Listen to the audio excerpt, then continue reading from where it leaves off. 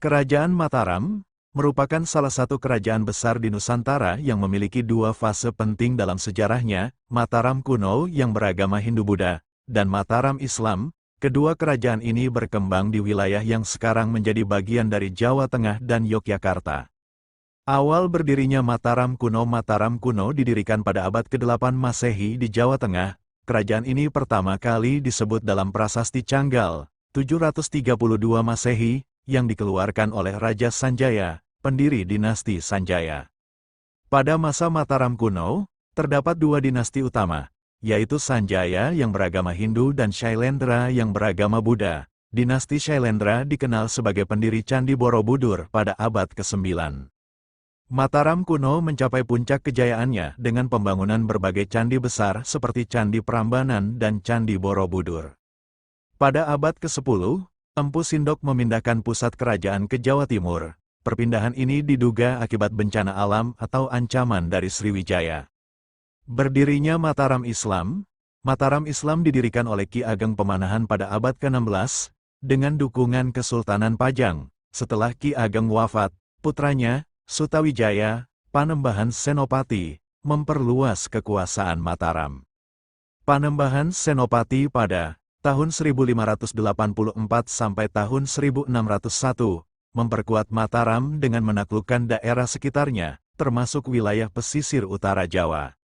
Sultan Agung, tahun 1613 sampai tahun 1645, membawa Mataram ke puncak kejayaannya dengan menaklukkan Surabaya dan Madura serta menyerang Batavia pada tahun 1628 sampai tahun 1629. Meskipun kuat, Mataram sering menghadapi perlawanan dari daerah pesisir yang ingin merdeka dari kekuasaan pusat. Pada masa Amangkurat pertama, tahun 1646 sampai tahun 1677, hubungan dengan VOC mulai terjalin. Namun, kebijakan yang mendukung VOC memicu pemberontakan dari Trunajaya. Pemberontakan Trunajaya, tahun 1674 sampai tahun 1679, pemberontakan ini mengancam kekuasaan Mataram hingga Amangkurat pertama melarikan diri dan wafat. Amangkurat kedua kemudian meminta bantuan VOC untuk merebut kembali tahta. Perpecahan Mataram akibat campur tangan VOC. Mataram semakin lemah dan terpecah melalui Perjanjian Giyanti, 1755, yang membagi Mataram menjadi Kesultanan Yogyakarta dan Kasunanan Surakarta. Perjanjian Salatiga, 1757. Setelah Perjanjian Giyanti, muncul Perjanjian Salatiga, 1757, yang membentuk Mangkunegaran sebagai wilayah terpisah dari Surakarta. Dampak kolonialisme Belanda seiring dengan semakin besarnya pengaruh Belanda, Mataram kehilangan kedaulatannya secara bertahap hingga akhirnya berada di bawah kendali penuh kolonialisme. Peninggalan dan warisan Mataram. Sistem pemerintahan. Mataram Islam menerapkan sistem pemerintahan berbasis monarki yang masih berpengaruh di Kesultanan Yogyakarta dan Kasunanan Surakarta hingga kini. Kebudayaan dan tradisi budaya Jawa seperti gamelan, batik, dan wayang berkembang pesat pada masa Mataram dan masih lestari hingga saat ini.